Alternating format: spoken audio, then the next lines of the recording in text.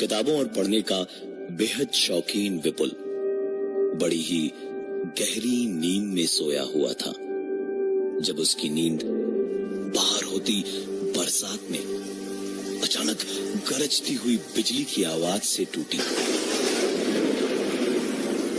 खिड़की से आती पानी की छींटों ने भी दोबारा नींद के आने की गुंजाइश खत्म कर दी थी।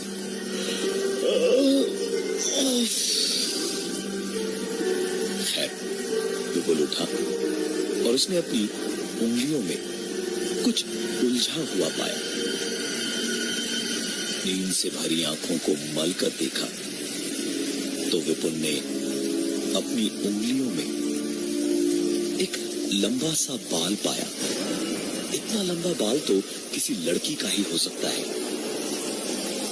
ये सोचते हुए जैसे ही उसने अपने बिस्तर को देखा तो उसे 2-4 बाल और दिखे। अकेले रहने वाले विपुल के कमरे में किसी लड़की के इतने लंबे लंबे बाल कैसे आए, ये सोच सोच के विपुल खुद परेशान होता हुआ उठा और खिड़की से हाथ बढ़ाकर सारे बाल उसने बाहर फेंक दिए। बारिश की मोटी मोटी बूंदों में वो बाल कहीं बह गए। पलट के विपुल ने सोचा हाथ मुंह धोएगा तो पूरे कमरे में अचानक जैसे किसी लड़की के होने की खुशबू सी फैल गई। इत्र था या सेंट, जो भी था किसी लड़की का ही था।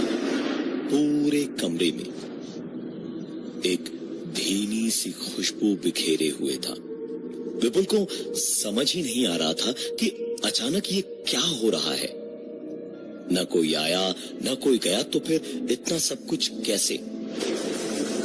सोचा हाथ मुंह धोएगा तो शायद नींद का नशा उतरेगा और अपने आप सब कुछ सही भी हो जाएगा।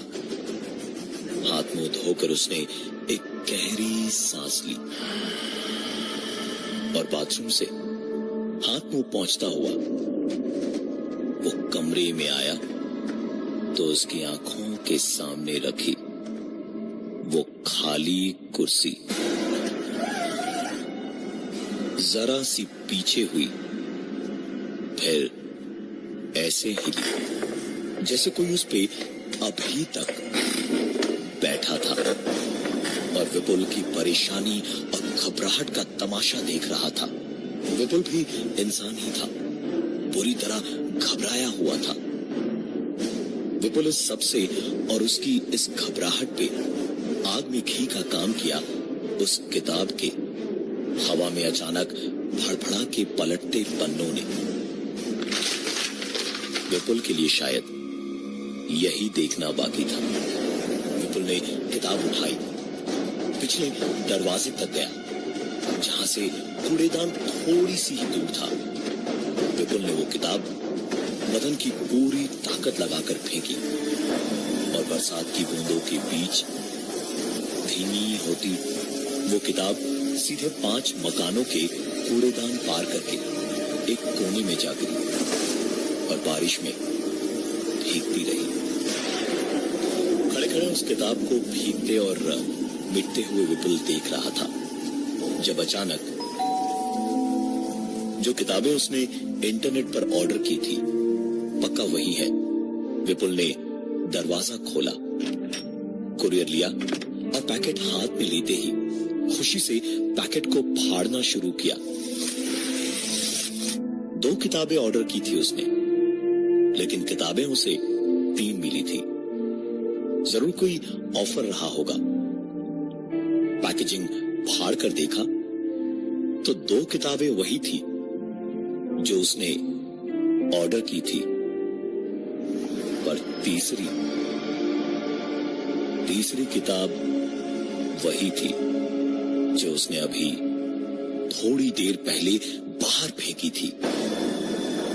विपुल के हाथ से किताबें छूट कर गिर गई। कुछ देर वो बस खुले मुंह और बड़ी आंखों से जमीन पर पड़ी उस किताब को घूरता रहा। और फिर अचानक ही उसे होश सा आया और दौड़ के पीछे ही बालकनी में जाकर झांक के बाहर देखा।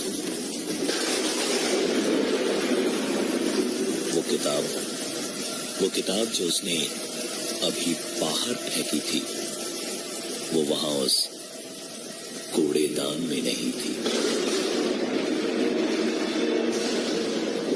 विपुल का दिमाग बिल्कुल काम नहीं कर रहा था कि ये सब क्या हो रहा था। बरसात भी अब तक रुक चुकी थी।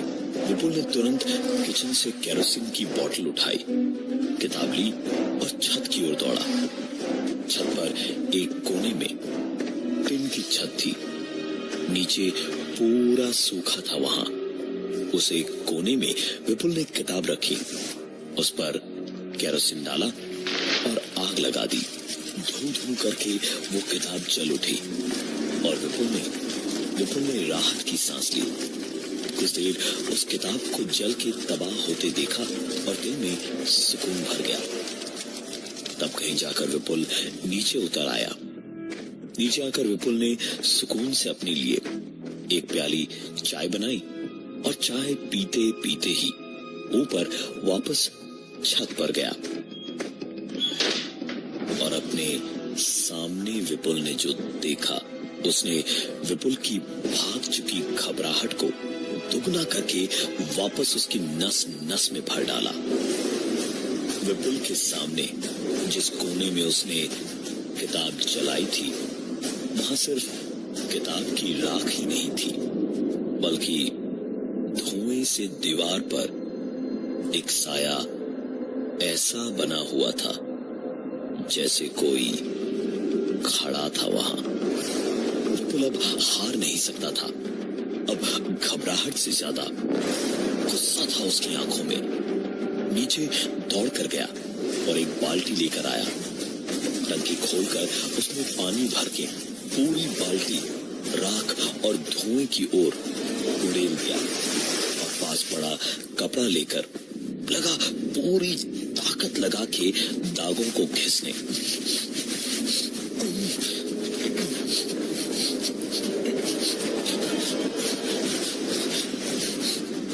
विपुल इस वक्त अपनी जिद में कैद था। एक एक दाग जब तक मिट नहीं गया, विपुल उठा नहीं और आखिरकार जब उठा तो पूरी दीवार पहले जैसी चमक रही थी। विपुल को ऐसा लग रहा था जैसे वो किसी किले को फतह करके आया था। नीचे आकर बाथरूम में जाकर सीधे विपुल ने अपने हाथ पैर धोए और बाहर आकर हाथ पैर पहुंच ही रहा था जब विपुल की आंखों के सामने फर्श पर काले रंग के पैरों के निशान बने थे, जैसे कि उसी जली किताब की राख में कोई चल कर निकला और कमरे से चल के गया था। तौलिया रखकर विपुल ने कदमों के पीछे चलना शुरू किया। जाते जाते विपुल ने देखा कि कदमों के निशान स्टोर रूम तक जाकर खत्म हो रहे थे। विपुल इस वक्त शतरंज की बिसात पे उस शाह की तरह था जिसे किस्मत हर मोड़ पे चारों ओर से शह पे शह दे रही थी, लेकिन मिलनी उसे हर मोड़ पर सिर्फ मात ही थी। विपुल ने धीमे से वो चरमराता हुआ स्टोर रूम का दरवाजा खोला तो उसका हाथ अपने मुंह पर चला गया, वरना शायद उसकी ऐसी चीख निकलती जिसे पूरा इलाका सालों तक याद रखता। विपुल के सामने दरवाजे से होते हुए वो काले रंग के पैरों के निशान एक के बाद एक थोड़ी थोड़ी दूरी पर ऐसे बने हुए थे जैसे कोई छत से वहां तक पैदल आया और स्टोर रूम में घुसा। और यही नहीं, चलते चलते वो फर्श से दीवार पे चढ़ा और चलता गया। विपुल की नजरें फर्श के बाद दीवार से होती हुई छत तक उन पैरों के निशान देखती गई और बिल्कुल अपने सर के ऊपर कदमों के निशान जैसे ही विपुल ने खत्म होते देखे तो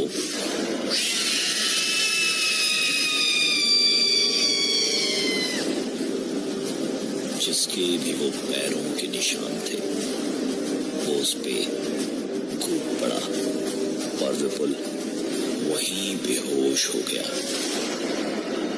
काफी वक्त के बाद विपुल को होश आया तो सर पकड़े हुए विपुल उठने गया तो लड़खड़ा कर गिर पड़ा। बड़ी मुश्किल से उठा तो महसूस हुआ जैसे विपुल का वजन बहुत बढ़ सा गया था। विपुल को ऐसा लग रहा था उसके ऊपर उसके अंदर जैसे वो अकेला नहीं था। भारी कदमों से एक के बाद एक कदम बढ़ाता हुआ विपुल बढ़ता गया और अपने कमरे के दरवाजे पर जाकर एक गहरी सांस ली और पलंग की ओर देखा तो उसके पलंग पर जैसे मेला लगा था। पलंग के बीचों बीच वही किताब रखी थी, आधी जली गीली और सड़ी हुई सी। उसमें अजीब से खिलखिलाते कीड़े लगे थे जो कागज को भी सड़ते हुए गोश्त की तरह नोच नोच के बड़े चाव से खा रहे थे। विपुल जैसे अपने होश में ही नहीं था। विपुल की आंखें आधी खुली थी। वो बहुत धीमे धीमे कदम बढ़ाता हुआ किताब की ओर बढ़ता गया और उस किताब के पास जाकर किसी भूखे की तरह ललचाई हुई नजरों से उस किताब को देखता रहा और देखते देखते एक हाथ से उस किताब पर लगे कीड़ों को मुट्ठी में उठाया और नशे भरी आंखों से उन्हें देखता हुआ अपनी मुट्ठी से बाहर लटकते तिलमिलाते उन कीड़ों को अपने दांतों में किसी बड़े लजीज गोश्त की बोटी की तरह चबाने लगा। घिनौने मन की सारी हदों को पार करके जब विपुल उन कीड़ों को चबाता जा रहा था तभी अचानक विपुल जैसे होश में आया और उसे पता चला कि वो क्या कर रहा है। दौड़ते हुए विपुल वॉश बेसिन की ओर भागा। दिल में और बदन पे घिन लिए विपुल उल्टियां किए जा रहा था। जब उल्टी करके विपुल ने मुंह धोया और पलट के वापस कमरे में जाने को हुआ तो मुश्किल से करीबन 2 ही कदम बढ़ा होगा विपुल जब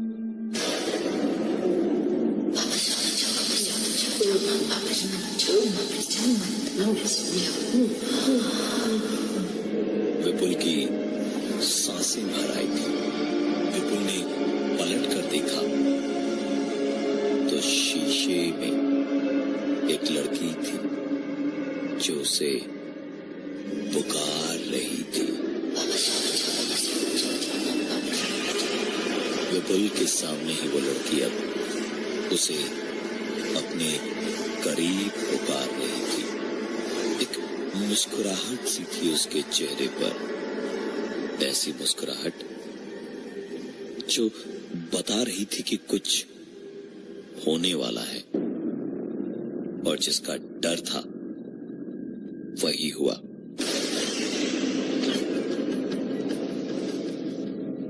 एक ही पल में अभी तक विपुल शीशे के बाहर था और लड़की उसे शीशे में दिखाई दे रही थी, लेकिन अब विपुल शीशे के बाहर तो था ही, लेकिन शीशे में उसे अपना ही अक्स दिख रहा था। लेकिन महसूस अंदर से वो ये कर पा रहा था कि उसके अंदर वो वो शीशे वाली लड़की समा चुकी है। इन सब की शुरुआत 2 दिन पहले हुई थी। विपुल बुक मार्केट से एक किताब लाया जिसके बारे में दुकानदार ने कहा था कि इस किताब को पढ़कर आज तक कोई खत्म नहीं कर पाया है। विपुल ने भी वो पतली सी किताब नजर भर देखी और हंसते हुए उस किताब को खरीद लिया। घर पे जब वो किताब आराम से पढ़ने लगा तो किताब पढ़ते पढ़ते ही आंख लग गई और जब तक विपुल सोता रहा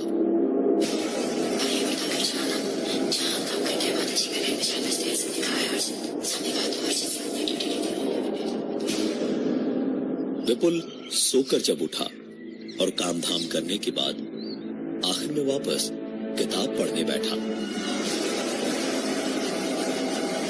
विपुल को समझ आया कि ये कहानी तो वो जानता है। उसने किताब नहीं पढ़ी थी, कहानी नहीं पढ़ी थी, लेकिन वो जानता था कि क्या होगा आगे कहानी में, कैसे। इसका जवाब उसके पास फिलहाल नहीं था। फिर से कहानी पढ़ते पढ़ते आंख लगी और उसके बाद भी वही हुआ।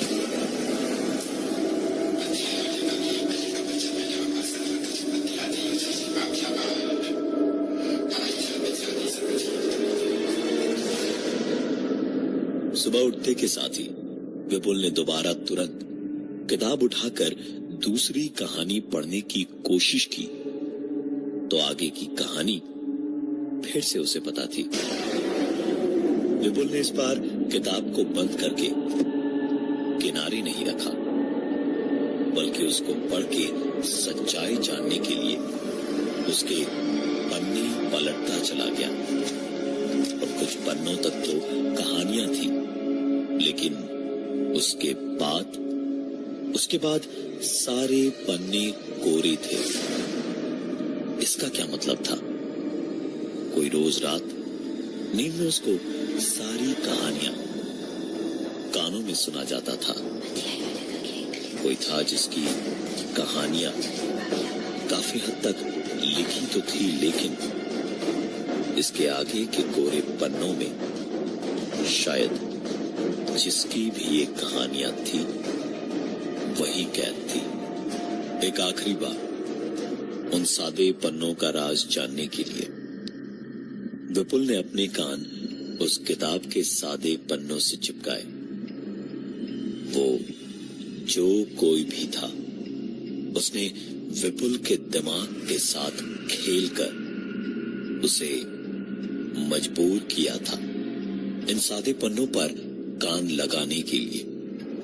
और कान लगाते के साथ ही विपुल को ऐसा लगा जैसे उसके कान में एक भयानक तेज दर्द उठा और धीरे धीरे पूरा शरीर भारी होता गया। वो चाह कर भी उस किताब के सादे पन्नों से अपने कान को तब तक नहीं हटा पाया जब तक सादे पन्नों के रास्ते विपुल के कान से होते हुए कोई उसके अंदर न समा गया। उस दिन के बाद से विपुल अजीब तरीके से बर्ताव करने लगा और धीरे धीरे पागलपन की ओर बढ़ता गया। आज की तारीख में विपुल आपको किसी भी मेले में नजर आ सकता है जहां वो लोगों को एक किताब पर कान लगवाकर कहानियां सुनाता है। बाकी सब तो ठीक है, कहानी सुनते सुनते आप उन सादे पन्नों तक मत पहुंचिए।